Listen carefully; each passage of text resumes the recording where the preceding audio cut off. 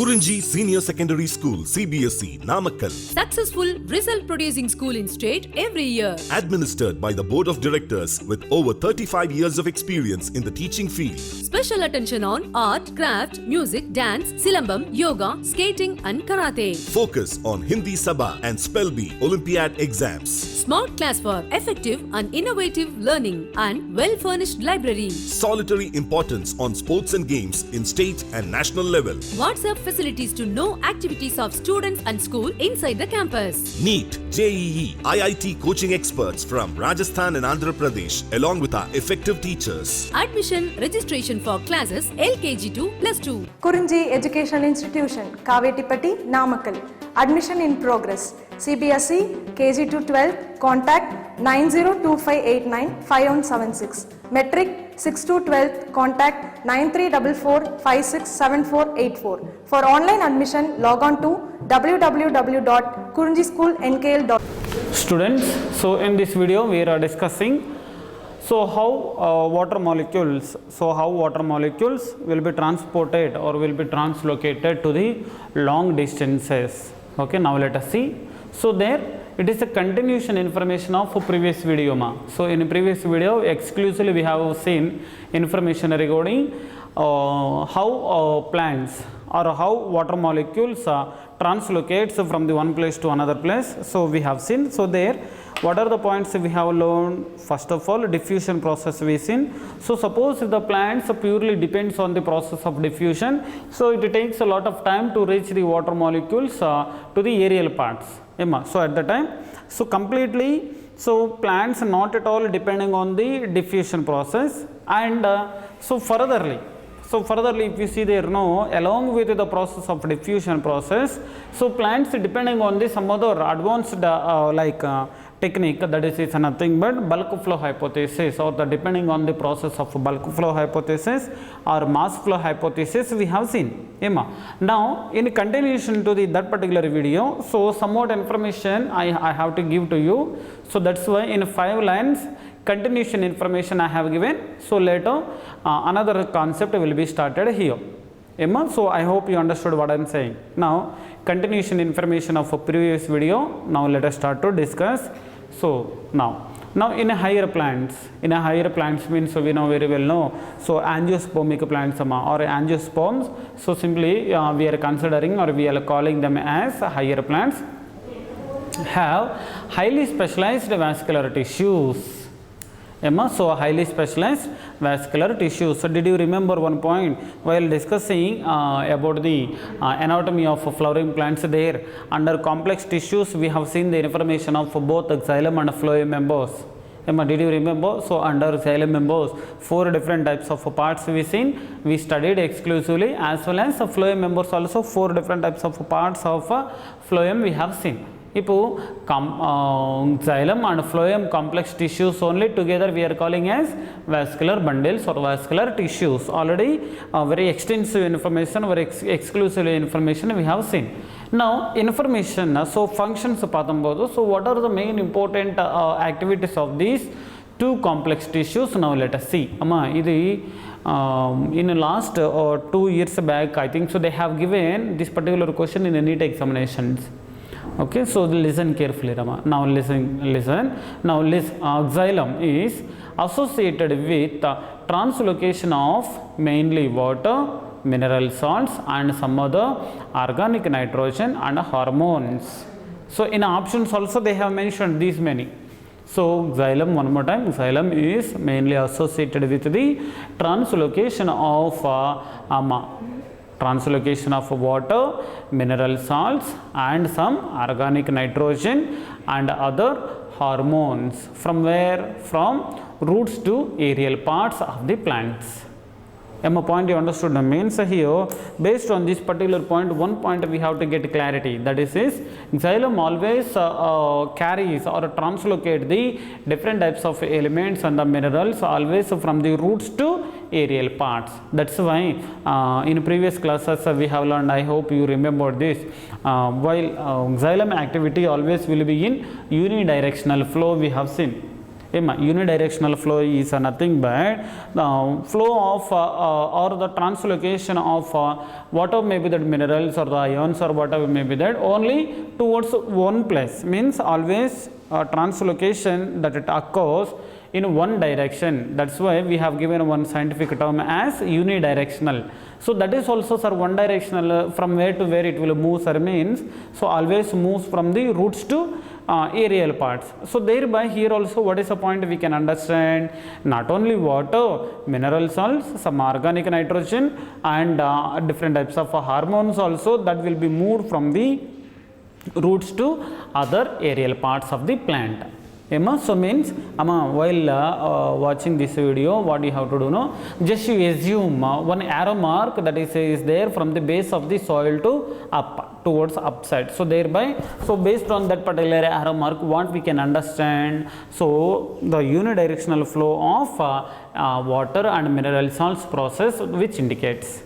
Now, so xylem point of view, xylem is associated with the translocation of water, mineral salts and some organic nitrogen and hormones. So from where to where? From roots to the aerial parts of the plants. Okay, and the next one, next complex tissue, that is a phloem, translocates a variety of organic and inorganic solutes mainly from the leaves to other parts of the plants. Okay, so thereby this particular one, phloem, if you see there, no, what it will translocate? It translocates a variety of organic and inorganic solutes.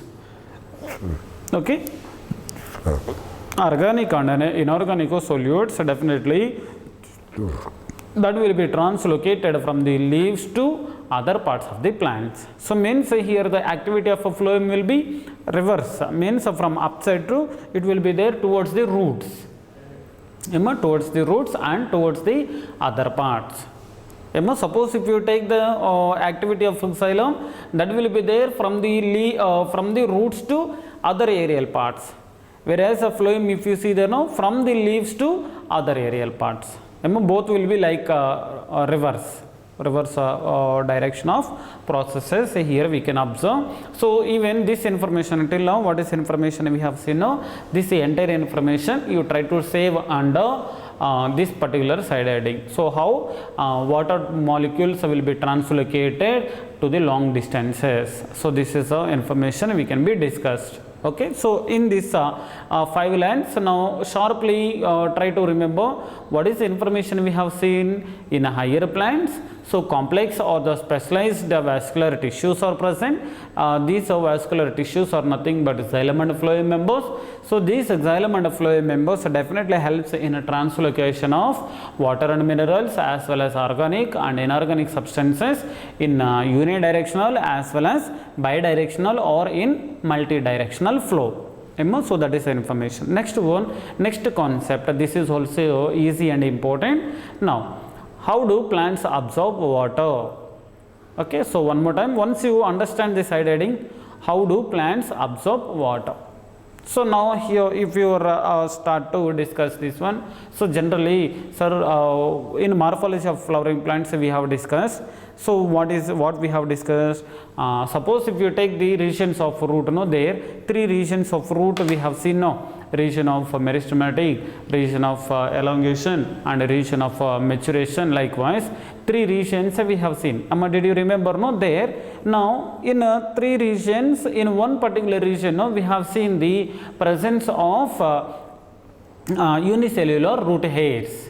In which region we have seen the presence of unicellular root hairs? In region of maturation, isn't it? So means there in a region of maturation, one important point what we have seen. So there the region of maturation, it consists of unicellular root hairs which helps in absorption of water and minerals from the soil we have seen. So along with that particular information we will continue to discuss so what are the pathways or what are the different types of pathways which helps in the absorption and the sending off or the translocation of water and minerals towards the aerial parts. Now let us see one by one gradually. Now let us start.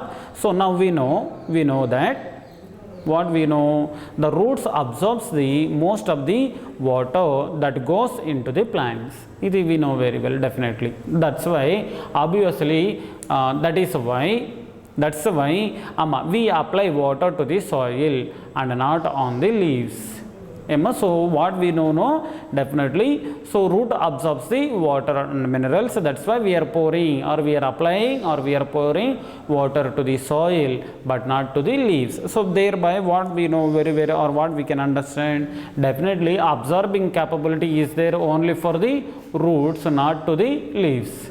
Next one, the responsibility of the absorption of water and minerals is more specifically the function of the unicellular root hairs. Unicellular root hairs. So here the generally here the presence of root hairs now we are observing in where we are observing in region of maturation, and here these unicellular root hairs definitely helps in absorption of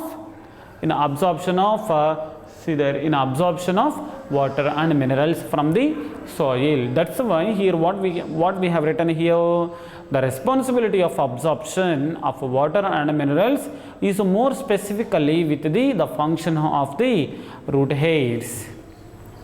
So and also here they are giving one important information. Sir, here we may get, sir, how many number of root hairs are present in a region of maturation means. So here they are giving, so that are present in millions at the tip of the root hairs. Okay, so thereby, my dear students, one point you try to understand. So there millions of root hairs which are involved in absorption of water and minerals from the soil. So thereby, my dear students, one more point also we have seen. What we have seen? So when root hairs are present in the when root hairs are present or attached to the root, because of the root hairs, the absorption area also is increased, we seen. Don't forget this point. Why? Because sometimes they will ask in examinations. Okay, so how the surface area for absorption is increased? Suppose if they ask you to write any information means, so you have to start to write this. So because of the presence of root hairs or because of the presence of unicellular root hairs, absorption area for our surface area for absorption will be increased. So you have to write like this. Okay, and here the root hairs which are developed from the epidermis only. So that's why here one more point we have learned there. So here exogenous origin, root hairs origin is exogenous origin we have seen. Now remaining information let us continue to discuss. Now root hairs are thin-walled, slender extensions of root epidermal cells that greatly increase the surface area for absorption. One more time you see there, these root hairs are thin-walled. Thin-walled, slender extensions of root epidermal cells. Root epidermal cells means developed from the epidermis only, no? And here thin-walled. So here the cell wall will be there, but cell wall will be very thin, and slender extensions. If you touch also, sometimes it will detach from the root and greatly increases the surface area for absorption. So this point you don't forget, which gives importance to the root hair. Later, water is absorbed along with the mineral solutes by the root hairs and purely by the process of diffusion. So this particular point we have to remember. So here by seeing the diffusion, one important point we have to recollect, that diffusion is nothing but movement of the water and water minerals, so definitely from the higher concentration to lower concentration. So thereby here, based on this information, so water is entered into the root hairs by the process of diffusion so from the soil. So this is a point we have to highlight more and more. So water is absorbed along with the mineral solutes, so by the root hairs purely by the process of diffusion. Next one, one more time, once you see there here, now where we can observe more concentration or more amount of water in comparison of soil and root.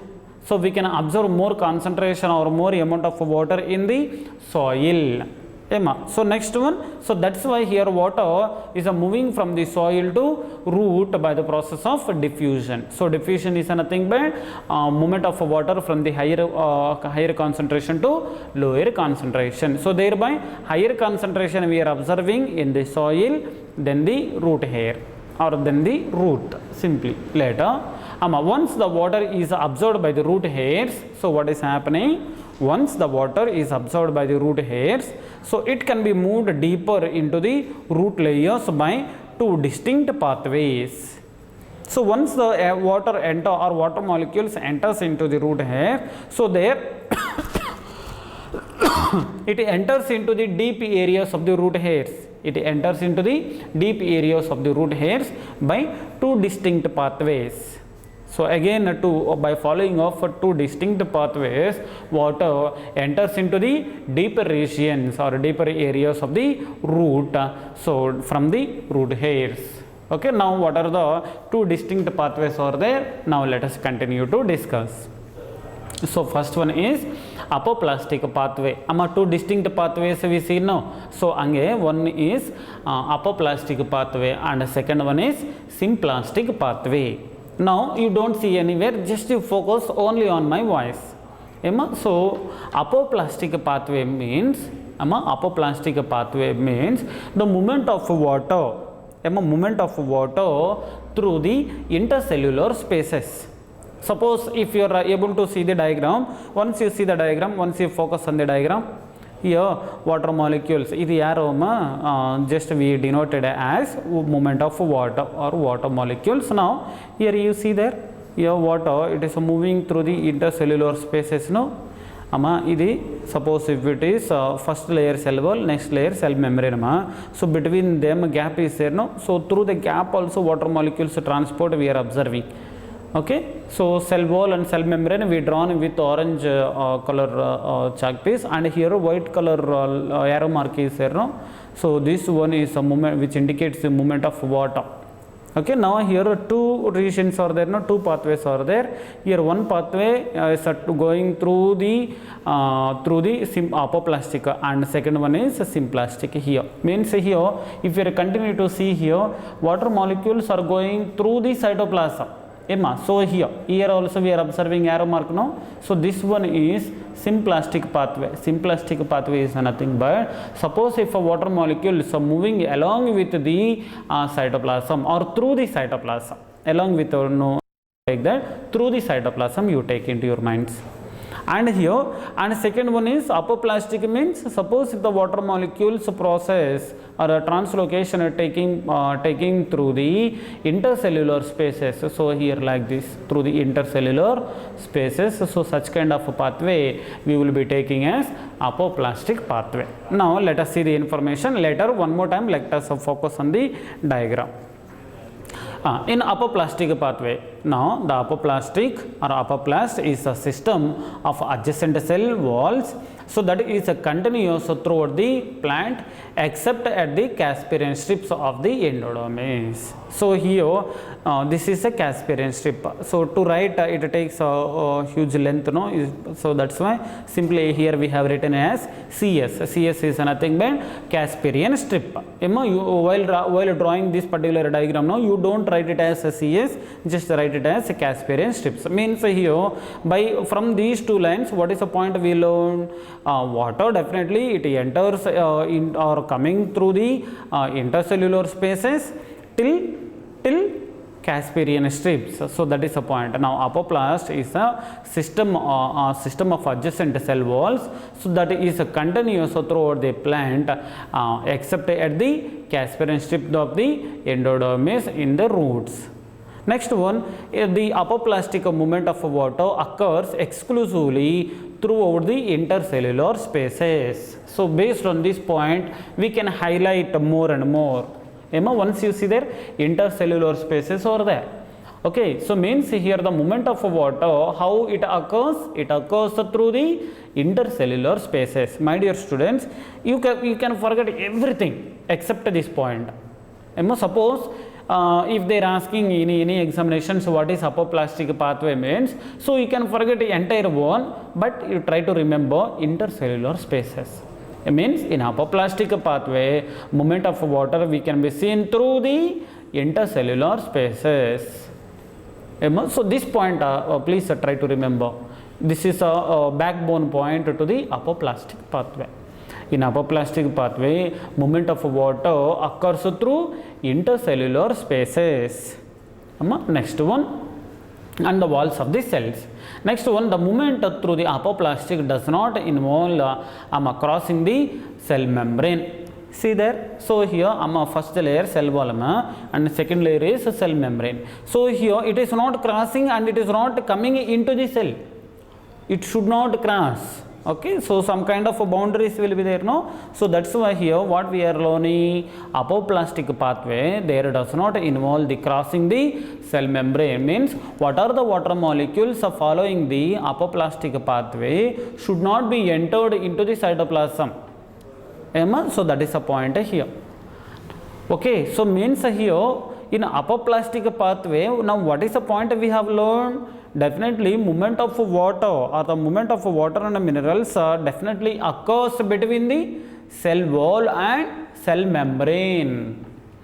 So water molecules should not go out of the cell wall or should not be entered from the cell membrane.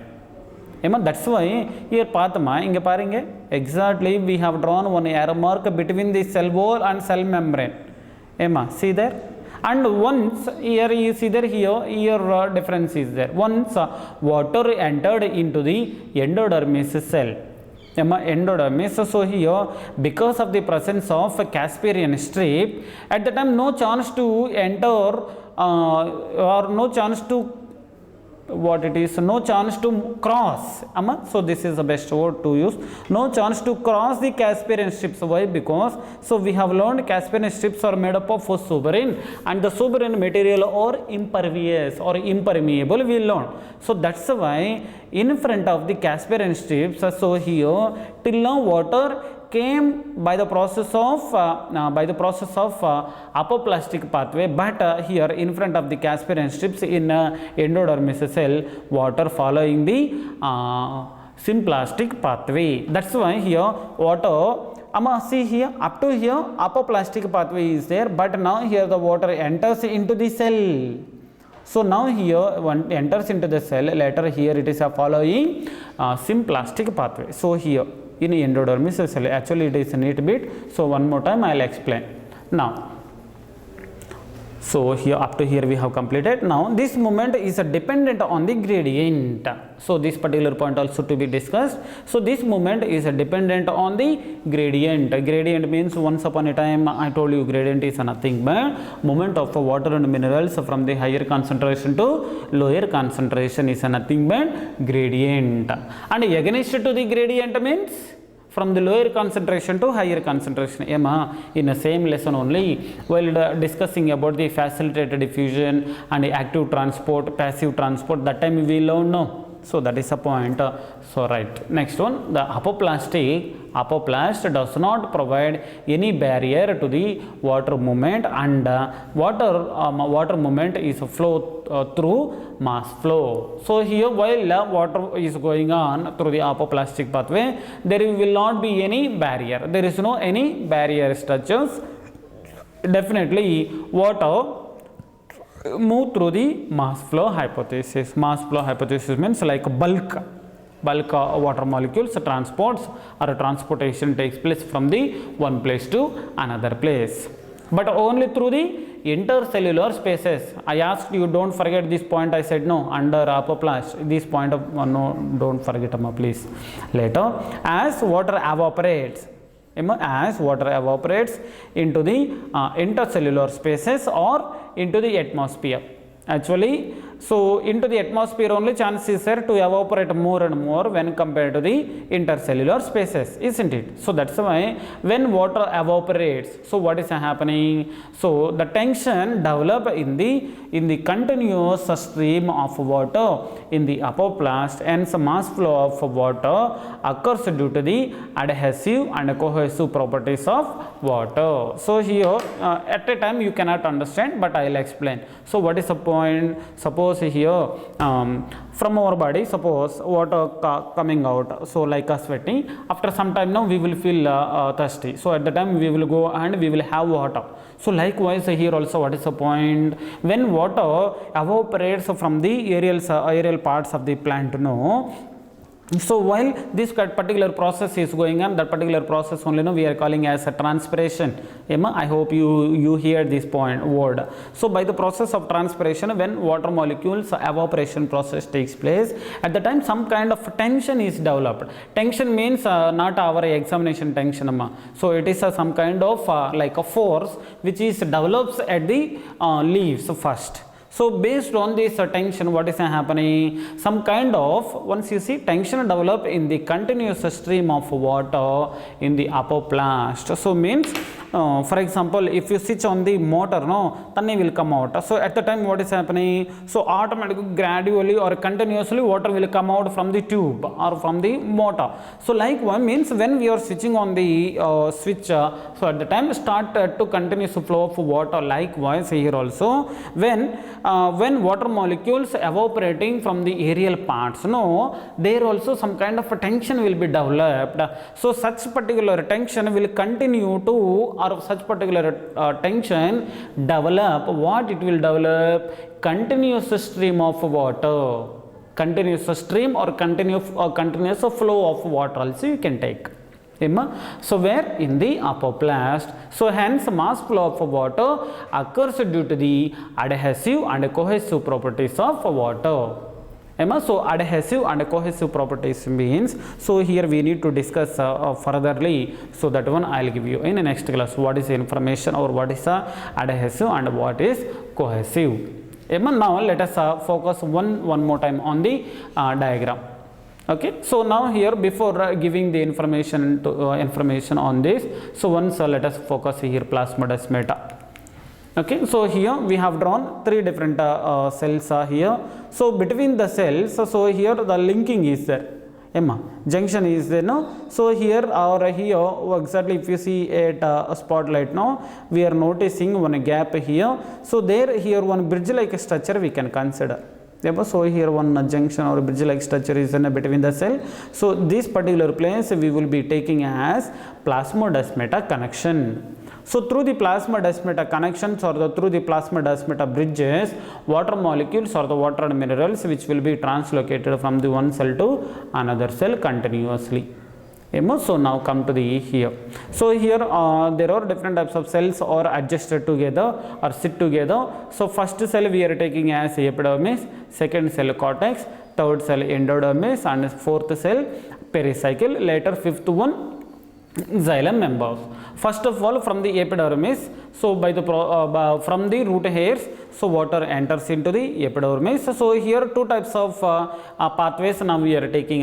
So one is apoplastic pathway, so means water molecules transportation takes place through the intercellular spaces, and second one is a symplastic pathway. Symplastic pathway means movement of water and minerals process takes place through cytoplasm. So exactly at spotlight here we can notice the presence of cytoplasm, no? So through the cytoplasm, suppose if a water molecules conduction or a translocation takes place means, so such particular pathway we are calling as symplastic pathway. So likewise here apoplastic pathway as well as a symplastic pathway, two types of pathways we are noticing. So now here in symplastic pathway, water molecules transportation taking place through here exactly at spotlight what we are observing. So here what we are observing, plasmodesmata connection. So that's why here in a symplastic pathway, movement of water or the transportation of water taking place through the plasmodesmata connections. So here So later once the water molecules enters into the endodermis, water now instead of following of apoplastic pathway, water enters in or follows the symplastic pathway. Why? Because here barrier is there, no? So water molecules cannot be flow through the barrier, that is nothing but Casparian strips. Why? Because it is made up of suberin. So later by the process, here one more important need bit is there in endodermis. So in endodermis, so some kind of specialized cells are there known as passage cells, which helps in translocation of water and minerals in the endodermis, and finally water enters into the pericycle. Pericycle. So we know very well in anatomy also we have seen pericycle is uniseriate cells which is present beneath of endodermis and helps in anatomy. One more point we see now, in pericycle helps in a formation of lateral roots, and in secondary growth pericycle helps in a formation of cambium also we see now. So that is a point pakatali pudinga. But here finally water enters into the pericycle, later water enters into the xylem. Once the water molecules enters into the xylem, started to flow towards the aerial parts. So gradually it moves towards the aerial parts and finally enters into the leaves. From the leaves to water evaporates. So likewise, so water molecules and finally water involved in metabolic activities also. Why? Because in a leaves process of photosynthesis takes place in a daytime now. So definitely at the time, so water involves in the process of photosynthesis, but mostly most quantities of the water evaporates by the process of transpiration. So likewise, but we are observing, so here the flow of water by the two distinct pathways as we have seen before. One is apoplastic pathway and one more is symplastic pathway, or simply you can say it as apoplast pathway. Second one is symplast pathway. In the next video and one more diagram to be drawn. So later by based on that particular diagram, so one more class I'll take based on this concept. So listen carefully, learn the knowledge, be safe at home. By being at home also we can learn the information if you have interest. So thank you.